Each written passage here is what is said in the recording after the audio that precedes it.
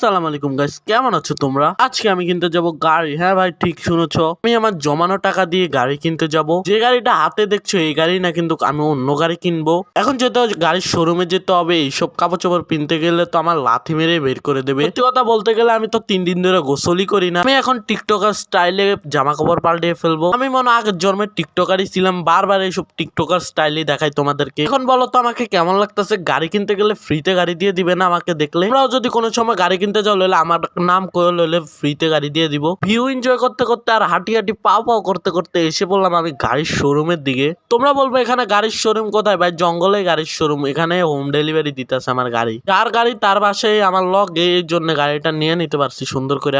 যে গাড়ি দিতে আইসে সে আইছিল কিন্তু গাড়ি দিয়ে, কিন্তু এখন যাইতেছে রিক্সা দিয়ে। দেখছো, এটাই আমার পাওয়ার। তোমরা যা দেখার জন্য এতক্ষণ ধরে ওয়েট করতেছো, তা এখন তোমাদেরকে দেখাবো আমার নিউ কার। আমার নতুন গাড়িটা কি কালার হবে তোমরা গেস্ট করো, কমেন্ট করে বলো কি কালার হবে আমার গাড়িটার। আমি 3 পর্যন্ত গুনুম, এর আগে তোমরা চ্যানেলটাকে সাবস্ক্রাইব করে দিবে। আর ভাই যদি সাবস্ক্রাইব করতে যেতেছো, লাইকটাও করে দিও। তো এখন তোমরা আমার গাড়িটা দেখো ভাই, কি কিউট না? তোমরা কি ভাবছিলা আমি কি বড় গাড়ি কিনুম? আমার এত বড় পাছা হয় নাই গা, মানে কল যা ভাই, মানে কল যা। এখন বলো তোমরা কমেন্টে এই গাড়িটা কেমন হয়েছে। আর আজকের মিনি ব্লগটা একটু টাটা।